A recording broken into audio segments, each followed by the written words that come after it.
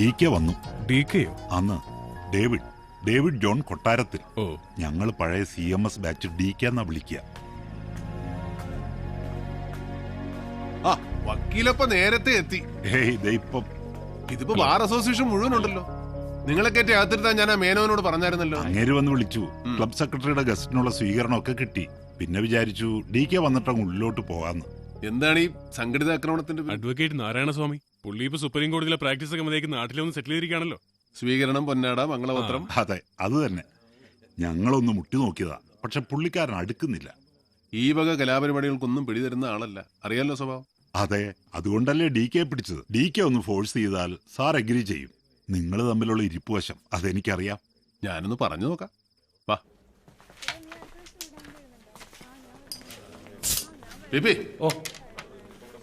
Hello. പിന്നെ ഇത് നമ്മുടെ കോട്ടയം ബാറിലെ എണ്ണം പറഞ്ഞ വക്കീലന്മാരാ. ഇവരെ കൊണ്ട് നമ്മുടെ ബാറിലെടുത്ത് ചൂടാക്കിയ തണുപ്പിക്കുക എന്താന്ന് ചോദിച്ചേ. അപ്പൊ വക്കീലെ PP ചെല്ല്. ഞാൻ പുള്ളിക്കാരനെ പോയി നേരിട്ട് മുട്ടിട്ട്. ഓക്കെ. ഹലോ സാർ, പെട്ടെന്ന് പോയി കളയോ? കുറച്ച് പേപ്പേഴ്സ് ഉണ്ടായിരുന്നു സൈൻ ചെയ്യാൻ. തിരുവല്ല പ്രോപ്പറാന്നോ? അല്ലെന്നേ, തറവാടിരിക്കുന്നത് തിരുമൂലപുരത്ത്. ഓ, നമ്മുടെ സോമേട്ടന്റെ സ്ഥലം മനസ്സിലായില്ലേ? MG സോമൻ മരിച്ചുപോയ നമ്മുടെ സിനിമ. ഞങ്ങള് ഭയങ്കര ക്ലോസ് ആയിരുന്നു. കമ്പനി കൂടാൻ പുള്ളി കഴിഞ്ഞ സിനിമയിൽ ഒരുത്തനുള്ളൂ. അങ്ങേരുമായുള്ള ഫ്രണ്ട്ഷിപ്പിന്റെ പേരില ഞാൻ പടം കണ്ടുപിടിച്ച്. ഈ പടം പിടിക്കാൻ പോയതിന്റെ പിറകില് വേറെന്തോ കഥയുണ്ടല്ലോ കുഞ്ഞിച്ച. പീരുമേട്ടിലേതോ ഷൂട്ടിംഗ് സ്ഥലത്ത് ജയഭാരതിയെ കാണാൻ അലച്ചു കയറി ചെന്നോ, സെറ്റിലെ പിള്ളേര് കഴുത്തെ പിടിച്ച് തള്ളിയെന്നൊക്കെ. അത് ചുമ്മാ വിവരദോഷികൾ പറഞ്ഞുണ്ടാക്കുന്നല്ലയോ. ഭാരതി വിളിച്ചു നോക്കിയേ. ഇപ്പൊ തന്നെ വിളിച്ചോ. കുഞ്ഞച്ചാന്ന് തികച്ചു വിളിക്കത്തില്ല ഭാരതി. ഞങ്ങൾ അത്രയ്ക്ക് വലിയ ഫാമിലി ഫ്രണ്ട്സാ. അത് ഇയാള് തന്നെ അടിച്ചോ. എനിക്ക് ഫുള്ള. തിരുമൂലപുരത്ത് എവിടാന്നാ പറഞ്ഞേ? പ്രോപ്പർ തിരുമൂലപുരം. എനിക്ക് രണ്ട. ഇന്നത്തെ ദിവസം പോക്ക.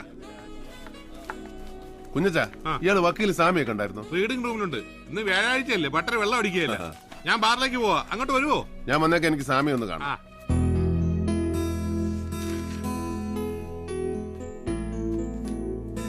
Sir, good evening. Good evening. You are late today. ഒരു ഇച്ചിരി സാറാ കാരണം. കോട്ടയത്തെ അഡ്വക്കേറ്റ്സ് എല്ലാം കൂടെ എന്നെ വളഞ്ഞു കെട്ടി വെച്ചിരിക്കുവായിരുന്നു. സാർ, എനിക്ക് വേണ്ടി ഒരു എസ് പറയണം. എന്താണ്? ഒരു ചെറിയ ചടങ്ങ്. കോട്ടയത്തെ ബാർ അസോസിയേഷൻ സാറിനൊരു സ്വീകരണം നൽകുന്നു. അതിലൊന്ന് വന്ന് ഇരുന്നു കൊടുക്കണം. ബോറാകാതെ നോക്കുന്നതിന്റെ ഉത്തരവാദിത്വം എനിക്ക്. ദൂരെയൊന്നുമില്ല, ഇവിടെ തന്നെ നമ്മുടെ ജൂബിലി ഹാളിൽ ഒരു 10 മിനിറ്റ്. ചെറുപ്പക്കാർ പിള്ളേരുടെ ആഗ്രഹമല്ലേ സാറേ. അവരൊരു ഷാള് പൊതിച്ച ചങ്ങ് പൊക്കോളും. പ്രസംഗങ്ങളുണ്ടാവും. അധിക പ്രസംഗത്തിന് ചാൻസ് കൊടുക്കാൻ ഞാൻ നോക്കിക്കോളാം. അപ്പോ ഞാനൊരു രസം പറയുവേ. അന്നൊക്കെ മദ്രാസിൽ MG സോമേട്ടന്റെ താമസം കണ്ണിമോറ ഹോട്ടലിൽ. ഒരു ദിവസം ഞാൻ പാസ്പോർട്ടുമായിട്ട് മുറിയിലോട്ട് കയറി ചെല്ലുമ്പോ അന്നൊക്കെ മദ്യപിക്കാൻ പാസ്പോർട്ട് വേണമായിരുന്നു. അതല്ല കുവ, പാസ്പോർട്ട് എന്ന് പറഞ്ഞൊരു സ്കോച്ചാ. ഒരു സ്കോച്ചിന്റെ പേരാ. കുഞ്ഞച്ചോ, MG സോമൻ ഉണ്ടാക്കുന്ന ഓരോ കൊല്ലാപ്പ്. അല്ല, DK വന്നില്ലയോ? വന്നല്ലോ. സൈദേ തന്നെ കഞ്ഞിക്കുഴിയിൽ അയപ്പ് തിരക്കുന്നത്. അവനെ തപ്പിയാ ഞാൻ ഇറങ്ങിയത്. അവന്റെ S ക്ലാസ് ബെൻസിന് ലാൻഡ് ക്രൂസറുമായി ഒരു എക്സ്ചേഞ്ച് പറഞ്ഞായിരുന്നു. ശശി, ആ ഡ്രിങ്കിങ് എടുത്ത് ഇയാൾക്കൊരു ജ്യൂസ് പറയട്ടെ. ഓ വേണ്ട, ആദ്യം അയപ്പുമായിട്ടുള്ള ഇടപാടൊന്നും തീർക്കട്ടെ.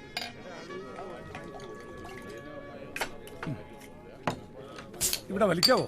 അപ്പൊ മെമ്പർ അല്ലേ? അല്ല, കുന്നേലെ സഹിച്ചാന്റെ ഗസ്റ്റാ ഞങ്ങള്. ആന്നോ? എന്നാ പിന്നെ വലിയെണ്ണ. നമ്മുടെ കാശിന് നമ്മൾ മേടിക്കുന്ന സിഗരറ്റ് നമ്മൾ വലിച്ച് ആരെങ്കിലും ചോദിക്കുവോ? അണ്ണം വലിയെണ്ണ.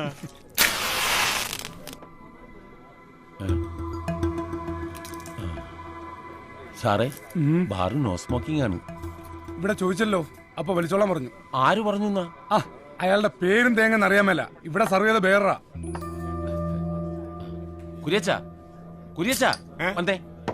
ഇയാൾ അവിടെ ഇരുന്ന് വലിച്ചോളാൻ പറഞ്ഞോ? ആര് വലിക്കുന്നതും വലിക്കാത്തതൊക്കെ അവനവന്റെ സൗകര്യ. ഇതിനകത്ത് വലിക്കാൻ ഞാൻ ആരോടും പറഞ്ഞില്ല. അതെന്നാ മറ്റേ വർത്താനോട് താൻ പറയുന്നേ? തന്നോടല്ലേ ഞാൻ ചോദിച്ചേ? സാർ, ഒരു കാര്യം ഞാൻ പറഞ്ഞേക്കാം. പോക്കൃത്തരം കാണിച്ചിട്ട് എന്റെ വെത്തിട്ട് ഇറങ്ങുന്നുണ്ടല്ലോ. കയ്യിൽ പൈസ ഉണ്ടെങ്കിലേ അത് മറ്റൊരുത്തൂടെ പൂട്ടി വെച്ചാൽ മതി. ഇവിടെ ചാട ഇറക്കാൻ വരരുത്. ഞങ്ങളൊക്കെ അധ്വാനിക്കുന്ന തൊഴിലാളികളാ. വേറെ ഗതിയില്ലാത്തതുകൊണ്ട് അതിന്റെ മുമ്പിൽ വന്ന് ഇങ്ങനെ കുനിഞ്ഞു നിൽക്കുന്നത്. കുര്യച്ച വന്നേ. ചുമ്മാ ഇയാൾ ഓരോന്ന് പറഞ്ഞ് സീലുണ്ടാക്കല്ലേ. ആ പോണേ. ഇവന്റെയൊക്കെ ഉച്ചാളി പീസ് കണ്ട കുരിയച്ചൻ വരളുകയല്ല. ഇവനെയൊക്കെ ഡീൽ ചെയ്യാൻ ഞാൻ മതി. എന്നാ പ്രശ്നം? എന്നാ പ്രശ്നം എന്നതാ? ഇത് കണ്ടു സാറേ, ഒരു കാര്യമില്ലാണ്ട് ഇവരെ തല്ലി. എന്നതാ പ്രശ്നം? എന്നാന്ന് പറ ബി പി. അത് ഈ സാർ ഇവിടെ ഇരുന്ന് സിഗരറ്റ് വലിച്ചായിരുന്നേ, അത് എന്നതാന്ന് ചോദിച്ചപ്പം ഈ കുര്യച്ചൻ പറഞ്ഞിട്ടാന്ന് പറഞ്ഞു. അതിന്റെ പേരിലൊരു വർത്തമാനം ഉണ്ടായി. അങ്ങനെ എന്റെ പൊന്നു സഹോദര, അവിടെ ഇംഗ്ലീഷിലും മലയാളത്തിലും എഴുതി വെച്ചിട്ടുണ്ടല്ലോ ഇവിടെ പോകല് പാടില്ലെന്ന്. താനാരാ? ഡേവിഡ് എന്നാ പേര്, ഈ ക്ലബിന്റെ സെക്രട്ടറിയാ. ഇതുപോലുള്ള ഇരപ്പാളികളെ ജോലിക്ക് വെച്ചാൽ അവൻ മാത്രമല്ല സെക്രട്ടറി മേടിക്കും. ബി പി പിള്ളേരെ ബില്ല് കൊടുത്തിട്ട് അവരുടെ പൊക്കളാൻ പറ. അങ്ങനെ അങ്ങ് പോകുന്നത് എങ്ങനെ? ഞങ്ങളെ കുന്നേലെ സൈച്ചാന്റെ ഗസ്റ്റാ, പുള്ളിക്കാരൻ വന്നിട്ടേ പോകുന്നുള്ളൂ. നേരെ സജി വരുന്നവരെ ഇവിടെ ഇരിക്കാനാണ് ഉദ്ദേശമെങ്കിൽ നടന്നു പോകേണ്ടി വരികയല്ല. കാലിന്റെ മുട്ടയിലെ ചിരട്ടയും ചവിട്ടി പൊളിക്കല്ലാത്തിന്റെ. ഇത് ചുമ്മാ പറച്ചിലല്ലേ, അണ്ണൻ തുടങ്ങി വെക്കത്തേ ഉള്ളൂ. പിന്നെ ഇവിടെ ഫിനിഷ് ചെയ്യാൻ ഞങ്ങൾ ഒരുപാട് പേരുണ്ട്. കോട്ടയം ക്ലബിൽ നിടി മേടിച്ചാ പിന്നെ നേരെ കോട്ടയ്ക്കൽ ആര്യവൈദ്യശാലയിൽ അഡ്മിറ്റ്. അതാ കണക്ക്. ഇറങ്ങി പോയണ്ട. ഒതുങ്ങി പോടോ. സഹിച്ചാന ഓർത്തിട്ടാ, ഇല്ലെങ്കിൽ നിൽക്കുന്നു.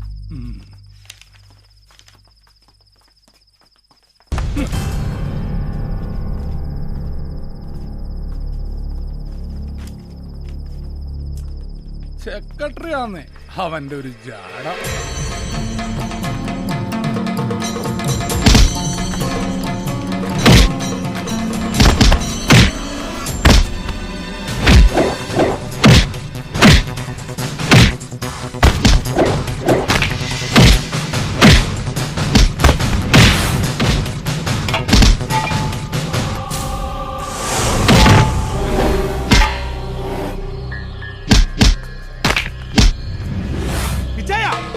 എന്നാ വൃത്തിയാണ് ഈ കാണിക്കുന്നത്? ഒറ്റയ്ക്ക് ഫിനിഷ് ചെയ്യാതെ എന്റെ പങ്കും കിട്ടാ.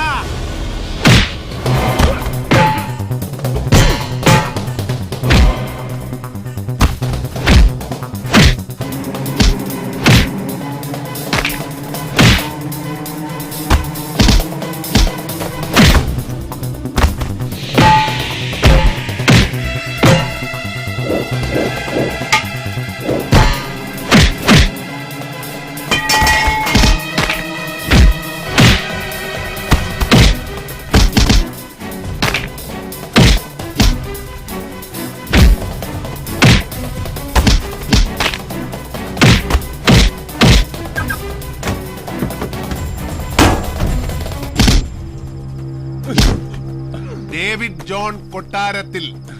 പോയി പറ നേരെ സജിയോട്.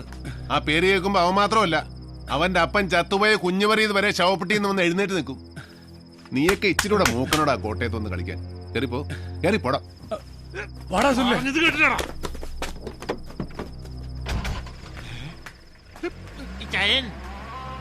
എന്നാടാ? ഏയ്, ഒത്തിരി നാൾ കൂടി ദേഹനങ്ങിയതുകൊണ്ടായിരിക്കാം ഒരു വല്ലായ്മ. പി പി വിനോദം കൊടുത്തേക്ക്. സത്യത്തിൽ കുര്യച്ചന്റെ കന്നം തരുവാ. ആ ചെറുപ്പക്കാരോട് അവിടെ ഇരുന്ന് വലിച്ചോളാൻ പറഞ്ഞത് കുര്യച്ചനാ. ആ ഇതുപോലുള്ള പെറപ്പിനെയും കാണിച്ചെന്ന് ഞാൻ അറിഞ്ഞ കുര്യച്ചന്ദന്റെ ചീട്ട് ഞാൻ കീറുവേ. പണി നീ വേറെ നോക്കേണ്ടി വരും.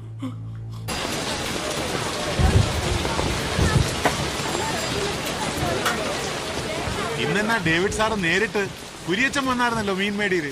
കുര്യച്ചന്റെ മേടീരിന്റെ ഗുണം കൂടിക്കൂടി അവൻ എന്റെ കയ്യിൽ നിന്ന് മേടിക്കുമെന്ന വാശിയില്ല.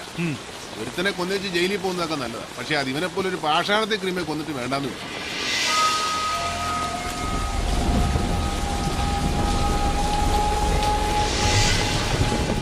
എത്ര കിലോ ഉണ്ട്? 4.5 കിലോ ഉണ്ട്. 4 കൂട്ടിയാ മതി. എടുക്ക്. ഉണ്ണി എന്ന പേര് പോൾസാറിന്റെ മകൻ സേവിച്ചന്റെ ഫ്രണ്ടാ. ചേട്ടായി ഒന്ന് വന്നേ. സേവിച്ചൻ പുറത്ത് വണ്ടിയിൽ ഇരിപ്പുണ്ട്. സേവിച്ചൻ MC പോൾ സാറിന്റെ ഇനിയും മരിച്ചിട്ടില്ലാത്ത മോൻ. ഓ, ആ വഴക്കാളി ചെറുക്കൻ. അവനെന്നാടാ പോളിയോ ഉണ്ടോ? ഇല്ലല്ലോ.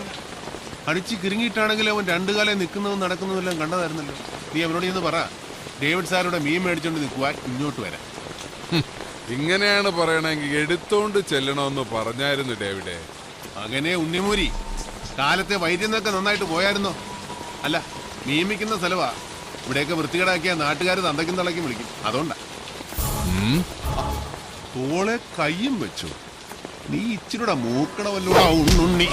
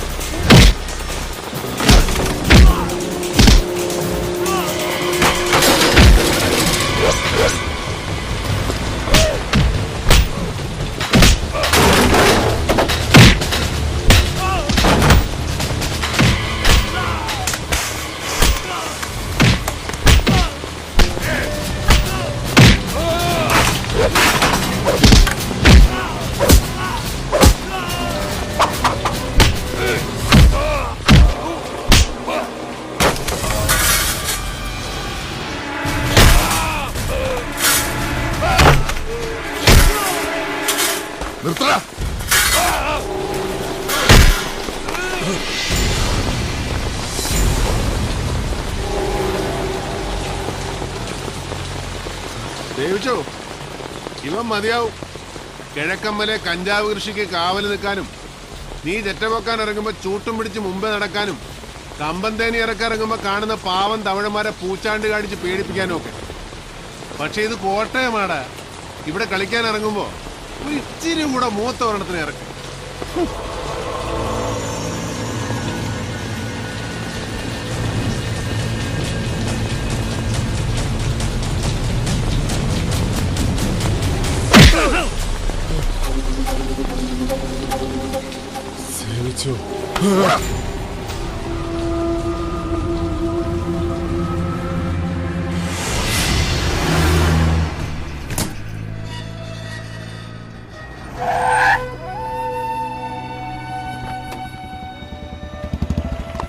നീ എവിടെ നിന്ന് വന്ന് ചാടി? എവിടെയെങ്കിലും ആർക്കിട്ടെങ്കിലും ഒന്ന് മനസ്സമാധാനമായിട്ട് പൊട്ടിക്കുമ്പോഴേക്കും വന്നോളും. നിനക്കെന്താ തല്ല് മണത്ത് പിടിക്കാനുള്ള വല്ല ശേഷിയുണ്ടോ? പിന്നെ എനിക്ക് വലിയ സൂക്കേടല്ലേ തല്ലി മേടിച്ചു കൂട്ടാൻ.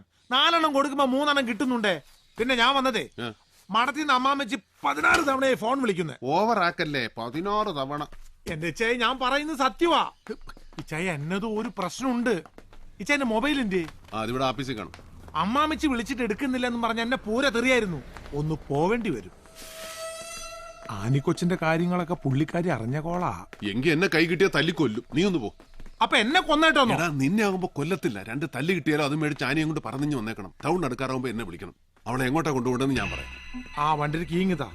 പിന്നെ അമ്മാമ്മച്ചി ക്ലബിലോട്ട് വിളിക്കും അറ്റൻഡ് ചെയ്യുന്നു. എടാ ക്ലബ് അല്ല, ക്ലബ്, CLUB ക്ലബ്. ഓ ഇതിന്റെ ഇടയിൽ ഒരു ഇംഗ്ലീഷ് പഠിത്തം. ആ കീങ് തന്നെ ഈ വണ്ടിയിലുണ്ട്. ഓ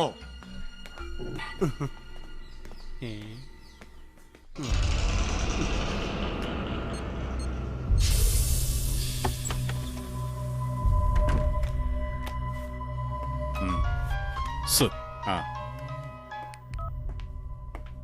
യെസ്. ഹലോ, രാജഗോപാൽ സാറല്ലേ? ക്ലിപ്പിൽ നിന്ന് കുര്യച്ചനാ. സത്യമാണോടാ?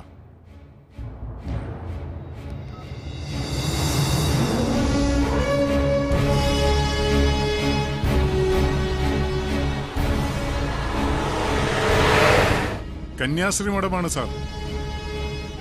അതെ, പക്ഷേ ഇനിയും നമ്മളത് കോൺസിക്വൻസ് എന്ന് പറഞ്ഞ് ലേറ്റ് ആയാൽ കഴിഞ്ഞ തവണത്തെ അനുഭവം തന്നെ ഉണ്ടാവും. ഞാൻ വിളിച്ചു പറയാം സാർ. ഉവ്വ. ഓക്കെ. ജോണി, താൻ ആ DGPയുടെ ഓഫീസിലേക്ക് ഒന്ന് വിളി. ഞാൻ നേരിട്ട് വിളിച്ച് അനുവാദം മേടിക്കണം എന്ന് ആചാര്യ സാർ പറയണത്. അറിഞ്ഞേക്കാം.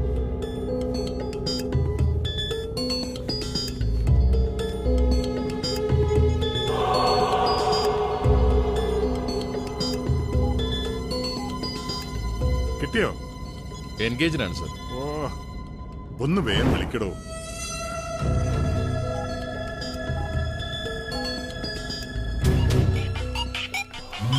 ഫോൺ അടിക്കുന്നു.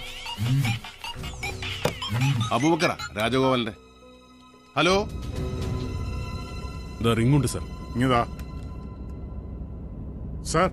ഹലോ, ഇൻഫർമേഷൻ സോളിഡാ. ഡേവിഡിന്റെ കസിനാണ് അവിടുത്തെ mother superior. Yes sir, I am on my way. പത്രക്കാർക്ക് ഒരു തരത്തിലുള്ള ന്യൂസും കൊടുക്കില്ല. Yes sir, thank you sir. പണിയാണ് ചെയ്ത. ഇനി സൂനൊന്ന് വിളിക്കും. ഓ, പരിധിക്ക് പുറത്ത്. ഇവൻ പോയാലും ചെയ്തേ മടത്തി പോലീസ് എത്തുന്നതിന് മുമ്പ് അവളെ പൊക്കിയിരിക്കണം. അണ്ണാ സുഖു. എന്തൊക്കെ? എടാ, രാജഗോപാലും ടീമും കൂടെ അങ്ങോട്ട് വിട്ടിട്ടുണ്ട്. നീ ഒരു കാര്യം ചെയ്യ്, നേര്യമംഗലത്തൊന്ന് നിർത്തിക്കോ. അയാളുടെ വണ്ടി കാണുമ്പോൾ എടുത്ത് വിട്ടാൽ മതി. സ്ട്രൈറ്റ് റൂട്ട് മാറി മാറി അവനെ ഒന്ന് വട്ടം കിടക്കും. ഒരു കാരണവശാലും പിടികൊടുക്കരുത്. ഏറ്റു ചായ.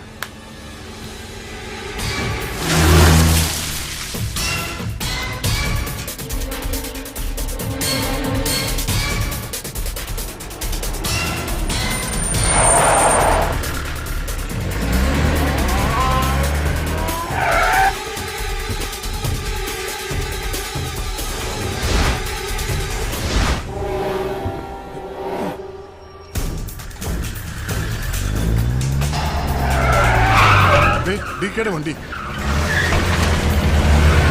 അബൂബക്കർ, അവനെ പിടിക്കണം.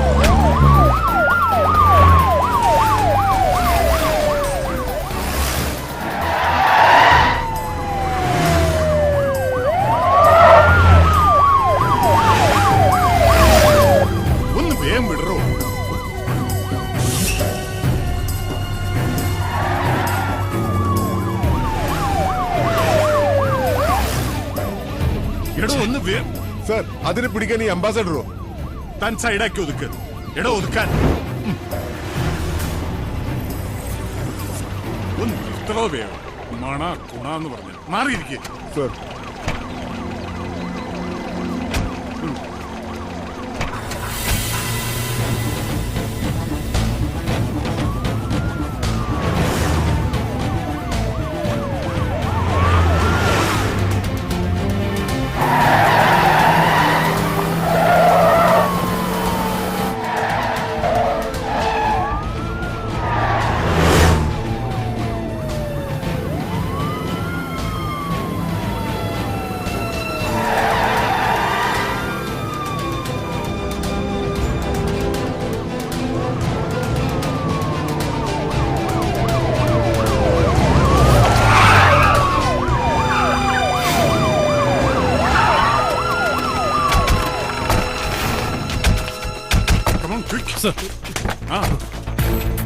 എന്നതാ സാറേ? വണ്ടിയിൽ ഡേവിഡ് ഇല്ല സർ. ഇല്ലേ? ഡേവിഡിനെ കാണണമെങ്കിൽ മേലോട്ട് നോക്കണോ?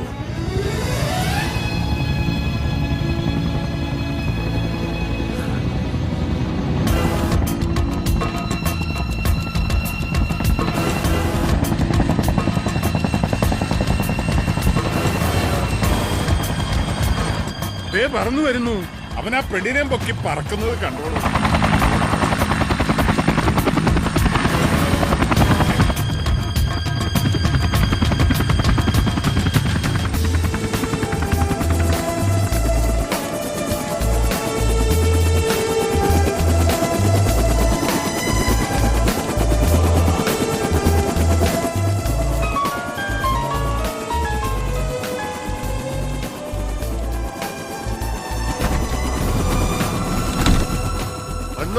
എന്നാടാ?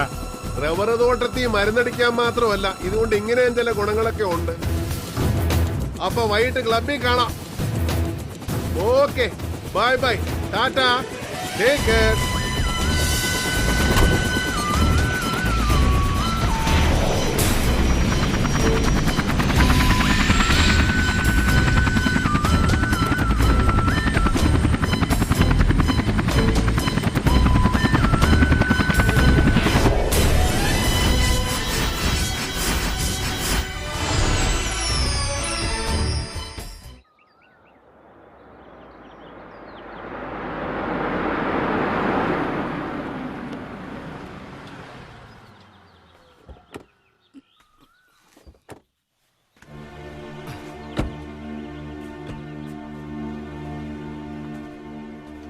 നമസ്കാരം സാർ. ആ, ഡേവിഡ് ഉണ്ടോ? ഓ, അകത്തുണ്ട്.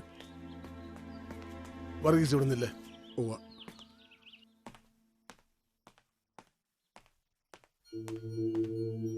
ഈശോയെ, ഇതാര്?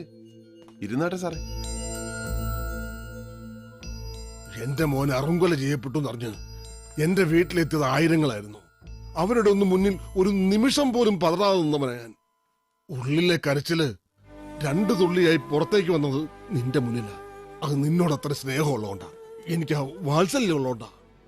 പിഴയായി പോയ മൂത്ത മോന്റെ സ്ഥാനത്ത് നിന്റെ പോലൊരുത്തിനെ ദൈവം തമ്പുരാൻ എനിക്ക് തന്നില്ലല്ലോ എന്ന് പലപ്പോഴും ആലോചിച്ചിട്ടുള്ളവനാ ഞാൻ. എന്നോട് നീ ഇത് കാണിക്കാൻ പാടില്ലായിരുന്നു ഡേവിഡേ. ഒരു കാപ്പിയെ കൊച്ചിന്റെ കയ്യിൽ കൊടുത്തു വിട്ടെ. പഞ്ചസാര വേണ്ട. സൽക്കാരത്തിനുള്ള സമയമല്ല ഡേവിഡേ. എന്റെ മോനെ കൊന്ന പെൺകുച്ചിനെ നീ രക്ഷിക്കാൻ ശ്രമിക്കുന്ന എന്തിനാ? എന്താ നിനക്ക് എന്റെ ഉള്ളിലെ റോള് ഒന്നറിയണം. അതിനാ ഞാൻ വന്നേ. സാറേ, വളരെ സിമ്പിളായ ഒരു ഉത്തരം എനിക്കിതിന് പറയാനുള്ളൂ. സാറിന്റെ മോൻ ബെന്നിയെ കൊന്നത് ആ കൊച്ചല്ല. അത് തീരുമാനിക്കേണ്ടത് പോലീസും കോടതിയല്ല കുഞ്ഞ്. നിന്റെ അപ്പന്റെ സുഹൃത്ത് ഈപ്പച്ചന്റെ മോളാണ് ആ പെണ്ണ്. അതാണ് നിന്റെ ന്യായമെങ്കിൽ ഈപ്പച്ചൻ എന്റെ അളിയനായിരുന്നു. ഈ പറയുന്ന മേൽവിലാസവും കൊമ്പത്തെ ബന്ധുക്കളും ഒന്നും ഇല്ലാത്തൊരു പാവമാണ് അവളെന്ന് വെച്ചാലും ഡേവിഡ് ഈ ചെയ്തു തന്നെയൊക്കെ ചെയ്യും. ഈ അളിയന്റെ മോളെ കഴിഞ്ഞ 10 വർഷത്തിനിടെ കണ്ടിട്ടുണ്ടോ സാറ്? കണ്ടാൽ തന്നെ അറിയോ? അതിനെ അന്വേഷിച്ചിട്ടുണ്ടോ? അത് എവിടെ എങ്ങനെ ജീവിക്കുന്നു? ആ കാപ്പി അങ്ങോട്ട് വിടുവച്ചേ. നീ അവിടെ വന്നേ. സാറേ, ദേ നോക്കിയേ, ഏതാണ്ട് ഇതേ പ്രായമുള്ളൊരു കൊച്ച്. ഇത് തന്നെയാണെന്ന് വെയ്. കൂടപ്പിറപ്പുള്ള സ്നേഹം എന്തെന്ന് അറിഞ്ഞിട്ടില്ലാത്തൊരു പെൺകുട്ടി, അപ്പനും അമ്മയില്ലാത്ത ഒരു അനാഥ. മുഴുവൻ സ്നേഹം കൊടുത്ത് അവള് സ്നേഹിച്ച് അവളുടെ കൂട്ടുകാരിയെ പഴുപ്പിച്ച് ചൊരുത്തം കൈമലത്തി കാണിച്ച് ചങ്ങ് പോയി. ആ കൊച്ച് ഹോസ്റ്റൽ ബിൽഡിങ്ങിന്റെ മണ്ടേന്ന് ചാടിച്ചത്തു. ഈ ഒരുത്തനെന്ന് പറയുന്നതേ പോൾ സാറിന്റെ പുന്നാരമോൻ ബെന്നിച്ചനാ. അവനെ അങ്ങ് തീർത്തേക്കാവെന്ന് വെച്ചൊരു കൊച്ചു പിച്ചാത്യമായിട്ട് അവൾ ഇറങ്ങുന്നു. അവളെ തന്തയ്ക്ക് പറഞ്ഞ അസല് കോട്ടയം നസറാണി പെണ്ണ. അവളാ ഗുണം കാണിക്കും, അത് ചോരയുടെ. പക്ഷെ അവള് ചെയ്യാൻ ഉദ്ദേശിച്ച കാര്യം അവൾക്ക് തന്നെ മറ്റാരോ ചെയ്തായിരുന്നു. അതാരെന്ന് അന്വേഷിച്ച് കണ്ടുപിടിക്കുന്നതോ പോട്ടെ, അവളുടെ തലയിൽ ആ കുറ്റം ചാർത്തി ചടങ്ങ് തീർക്കാൻ ബന്ധപ്പെടുന്ന പോലീസും അതിന്റെ പിന്നെയും മറഞ്ഞിരുന്ന് ചരട് വിളിക്കുന്ന ആളോ ആളുകളോ അതാരാണെന്ന് ഡേവിഡിന് അറിയണം. അത് നിന്റെ ജോലിയല്ല. നിരപരാധിയാണ് ആ കുട്ടിയെങ്കിൽ അതിന്റെ കൂടെ ദൈവം കാണും. ദൈവം കാണും. ദൈവം പക്ഷേ കോട്ടയം ബസ് സ്റ്റാൻഡിൽ വന്നിറങ്ങി ഒരു ഓട്ടോ വിളിച്ച് നേരെ പോലീസ് സ്റ്റേഷനിൽ പോയി മൊഴി കൊടുക്കൊന്നുമില്ല. അപ്പൊ അദ്ദേഹം ചില ആളുകളെ ചുമതല ഏൽപ്പിക്കും. ഈ കേസിൽ പുള്ളി പോസ്റ്റ് ചെയ്തിരിക്കുന്ന ഡ്യൂട്ടി ഓഫീസറാ ഞാൻ. അധിക നാൾ നീളുകയല്ല, നിനക്ക് കഴിയല്ല അതിനെ മറയത്ത് നിർത്താൻ. ആര് പറഞ്ഞു സാറേ മറയത്താന്ന്? അതിന് ഞാൻ നല്ല വെട്ടത്തല്ലയോ നിർത്തിയിരിക്കുന്നേ. പിന്നെ ശരിയാ, ഒരു ദിവസം ഞാൻ ഹാജരാക്കും. നീതിയും ന്യായവും നടക്കുന്ന എനിക്ക് ബോധ്യമുള്ള ഒരു സ്ഥലത്ത് ഞാൻ അവളെ കൊണ്ടുവന്ന് നിർത്തും. എടാ ചെറുക്ക, ഈ അവിവേകം കൊണ്ട് നീ സൃഷ്ടിക്കുന്ന ശത്രുവിന്റെ പേര് MC പോൾ എന്നാവുന്നത് നിനക്ക് ദോഷം ചെയ്യും. അതൊരു ബഹുമതിയാ, എനിക്കല്ല. മലങ്കര കോൺഗ്രസിന്റെ മാർപ്പാപ്പ MC പോളിന് അഹങ്കാരത്തോടെ പറയാം, എനിക്കൊരു ശത്രുവുണ്ട്, ഡേവിഡ് ജോൺ കൊട്ടാരത്തിൽ നിന്ന്. എനിക്ക് പക്ഷെ മറിച്ചാ തോന്നുന്നേ. ചിരക്കൂടെ മൂക്കാനുണ്ട് പോൾ സാറേ നിങ്ങള്. മോനെ കുത്തിമലത്താൻ പോയവിടെ കയ്യിൽ നിന്ന് കാപ്പി വാങ്ങിച്ചു കുടിച്ചോണ്ട് പോകുന്ന പോക്ക് കണ്ടില്ലയോ?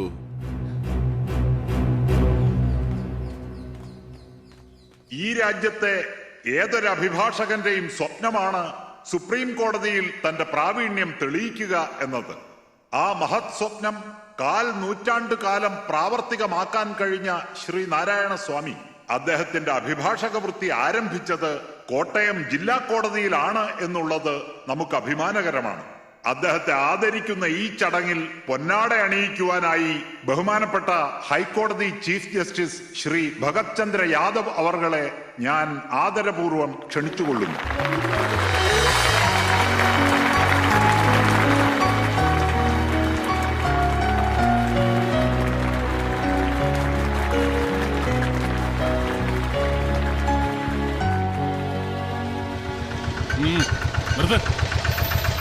നിർത്തോ സോഡയാ സാറേ? രാജഗോപാൽ സാറേ, ക്ലബിലേക്കല്ലോ സോഡയാ. Johnny sir. സർ വയ്യോ.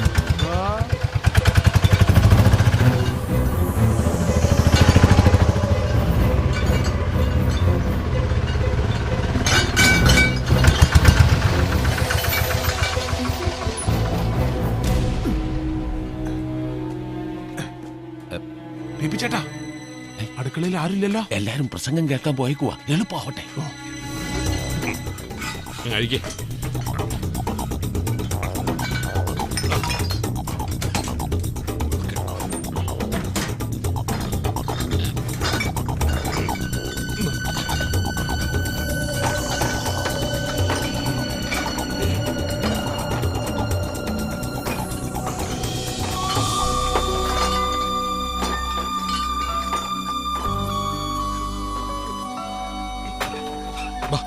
വേഗം ഇറങ്ങി വാ. ഇനി വാ. ചെല്ല്, ഇതിലെ പോ.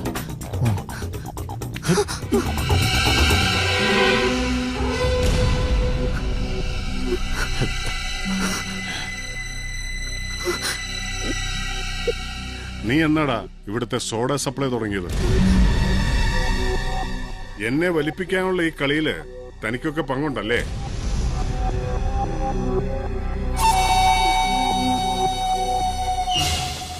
വാടിയുടെ മാറിക്കിടാ.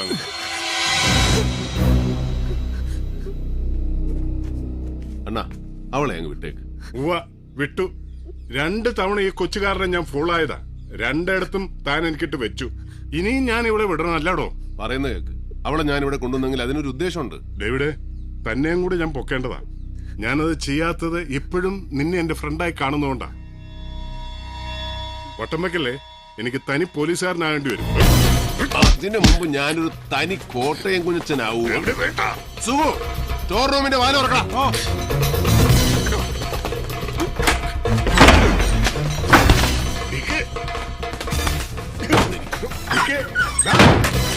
അടുത്തതായി നന്ദി പ്രകടനമാണ്. അതിനായി കോസ്മോ ക്ലബിന്റെ സെക്രട്ടറി ശ്രീ ഡേവിഡ് ജോൺ കൊട്ടാരത്തിലിനെ ക്ഷണിക്കുന്നു.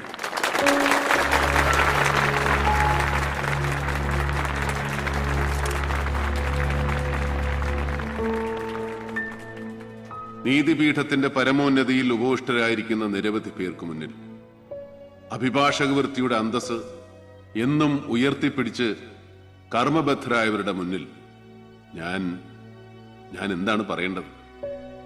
നമ്മുടെ നീതിന്യായ വ്യവസ്ഥയെ, നീതി പരിപാലന വ്യവസ്ഥയെ അത്യധികം ആദരിക്കുന്ന ഒരു സാധാരണ പൗരനായ ഞാൻ ഈ അടുത്ത കാലത്തുണ്ടായ ചില സംഭവങ്ങളെ ആധാരമാക്കി, ശ്രേഷ്ഠരായ ചിലരുടെ പ്രസ്താവനകളെ ആധാരമാക്കി ചില സംശയങ്ങൾ ചോദിക്കുക.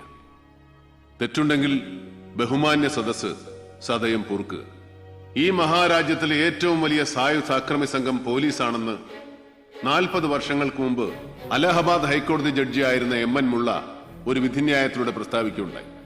40 വർഷങ്ങൾക്ക് ശേഷം ഗുജറാത്തിലെ സൊറാബുദ്ദീനെ അയൽ സംസ്ഥാനത്തിലെ മാർബിൾ ലോബിയുടെ വാടക കൊലയാളികളുടെ രൂപത്തിൽ വന്ന് കൊലപ്പെടുത്തിയത് അവിടുത്തെ ഉയർന്ന പോലീസ് ഉദ്യോഗസ്ഥന്മാരാണ്. സൈക്കിളിൽ ഡബിൾ പോകുന്നവന്റെ പോക്കറ്റിൽ കൈയിടുന്ന മണൽ മാഫിയാക്കാരന്റെ ടിപ്പർ ലോറി ഓരോ ട്രിപ്പടിക്കുമ്പോഴും ഊഴം വെച്ച് പിച്ചക്കാശ് വാങ്ങുന്ന ചില ഏമാന്മാരെ നമുക്ക് മാപ്പ് കൊടുത്തു വിടാം. പക്ഷേ FIR തിരുത്തി നിരപരാധിയെ അപരാധിയാക്കുന്ന പോലീസ് ക്രിമിനലുകൾ ഇന്നും കാക്കിയിട്ട് നമ്മുടെ നേരെ മീശ വിരിക്കുന്നുണ്ട്. ഇവിടെ ഈ നിമിഷം നിങ്ങളുടെ മുന്നിൽ നിൽക്കുന്ന ഞാൻ ഒരു ക്രിമിനൽ കേസിലെ പ്രതിയാണ്. കുറ്റം ഒരു കൊലപാതക കേസിലെ പ്രൈം അക്യൂസ്ഡിനെ സംരക്ഷിച്ചു എന്നതാണ്. കൊലപാതക കേസിലെ പ്രതിയെന്ന് പോലീസ് പറയുന്ന പെൺകുട്ടിയെ സംരക്ഷിച്ചു എന്ന് ഞാനതിനെ തിരുത്തും. ആ പെൺകുട്ടിയെ ഈ സദസ്സിന് മുന്നിൽ ഞാൻ ഹാജരാക്കുന്നു. ബഹുമാന്യ നീതിപതികളെ, നിങ്ങൾ അതിന് സാക്ഷിയാണ്.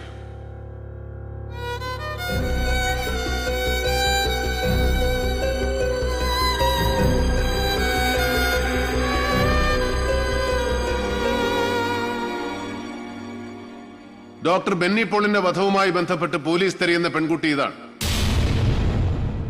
ഉത്തരവാദിത്തപ്പെട്ട ഏതെങ്കിലും ഉദ്യോഗസ്ഥൻ ഇവളെ അറസ്റ്റ് ചെയ്യാം. പക്ഷേ അത് അവളുടെ നിരപരാധിത്വം തെളിയിക്കാൻ വേണ്ടി ആകണമെന്ന് മാത്രം. അല്ലെങ്കിൽ നിങ്ങൾ സൃഷ്ടിക്കാൻ പോകുന്നത് മറ്റൊരു രക്തസാക്ഷിയാവാം. ബഹുമാനപ്പെട്ട സദസ്സിനെ ആ മഹത് വാക്യം ഞാൻ ഓർമ്മിപ്പിക്കുകയാണ്. 1000 അപരാധികൾ രക്ഷപ്പെട്ടാലും ഒരു നിരപരാധി പോലും ശിക്ഷിക്കപ്പെടരുത്.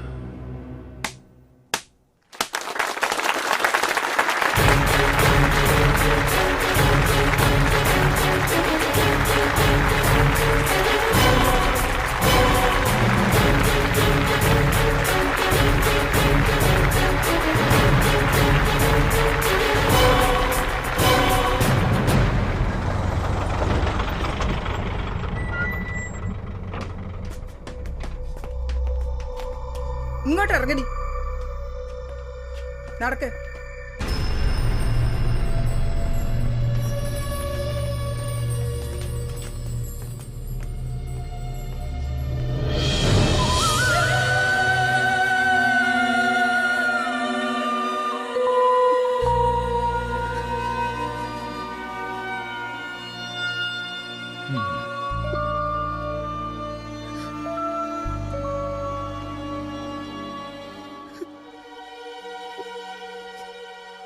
ധൈര്യം കൈവിടരുത്.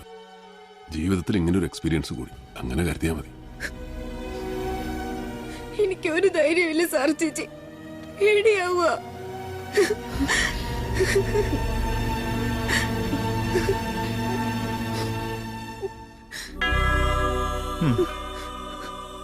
ഈ ബൈബിള് വെച്ചോ, ഒരാശ്രയത്തിന് ഇതിൽ മനസ്സ് മുഴുകുമ്പോ ഒരു ധൈര്യം കിട്ടും. ചെല്ല്.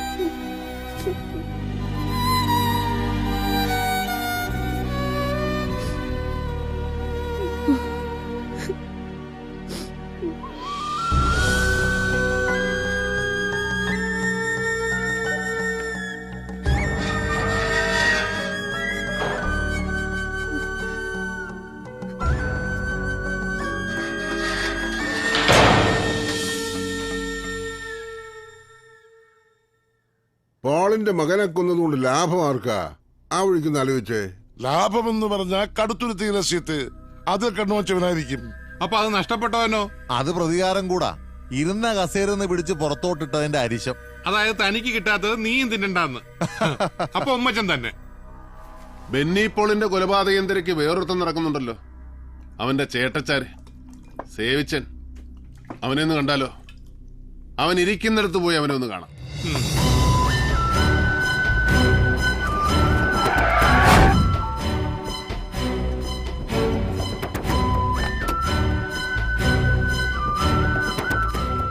ഒടേ തമ്പുരാന്റെ ഓരോരോ മറിമായങ്ങളെ. എന്റെ പിള്ളേരെ മീൻ മാർക്കറ്റിലിട്ട് നീ തല്ലിയന് നിനക്കൊരു മറുപടി തരല്ലോ എന്ന് ആലോചിച്ചോണ്ടിരിക്കുകയായിരുന്നു. അപ്പോഴാ നീ ഇവിടെ. പുലിമടയെ കയറി വെട്ടാൻ മാത്രം ചങ്കുറപ്പുണ്ടോടെ ഇവിടെ നിനക്ക്? ജോസെ ഗേറ്റ് അടയ്ക്കടാ.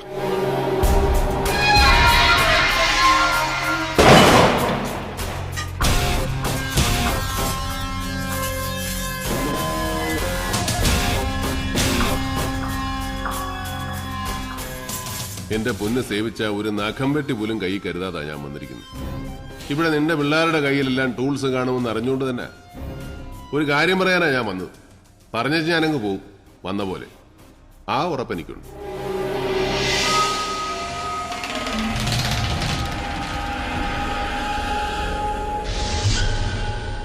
എടാ മോനെ, നിന്റെ അനിയൻ ചെറുക്കനെ ആര് തട്ടി അതറിയേണ്ടത് എന്റെ നിന്റെ ആവശ്യമാണ്. എനിക്ക് ആ പെങ്കൊച്ചിനെ രക്ഷിക്കണം. നിനക്കാണെ നിന്റെ കലി തീർക്കുകയും ചെയ്യാം. ഒന്നിൽ ആ പണി നടത്തിയത്, അല്ലെങ്കിൽ ആര് പണിഞ്ഞു എന്ന് അറിയാവുന്ന ഒരുത്തൻ ഇപ്പോഴും കളത്തിന് വെളിയിലുണ്ട്. അതാരാ? ഉമ്മച്ചൻ. അവനോ? നീ പറയുന്ന നേരാന്നോ? അവന്റെ പണ്ടം തോണ്ടി ഞാൻ വെളിയിലിടും. അവനെ ഞാനൊന്ന് കാണാൻ തീരുമാനിച്ചു. അവന്റെ വായിന്ന് സത്യം പുറത്തു വരുമ്പോ നീയും കൂടെ ഉണ്ടാവണമെന്ന് തോന്നി. എന്താ? ഞാൻ റെഡി. കേറ്.